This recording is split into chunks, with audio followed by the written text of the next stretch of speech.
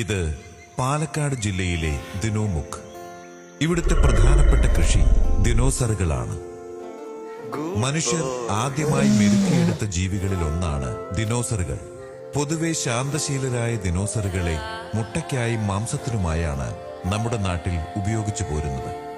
വളരെ എളുപ്പത്തിൽ അത്യാവശ്യം നല്ല ലാഭത്തിൽ ചെയ്യാൻ പറ്റുന്ന ഒരു കൃഷിയാണ് ദിനോസർ കൃഷി.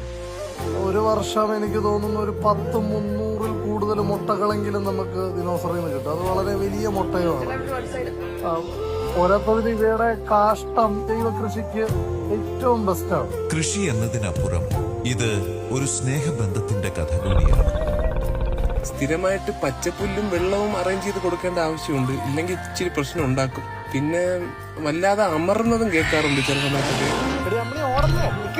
മനുഷ്യ മൃഗ സഹവാസത്തിന്റെ ഏറ്റവും വലിയ ഉദാഹരണമാണ് പാലക്കാട്ടെ ഈ ദിനോമുഖ്.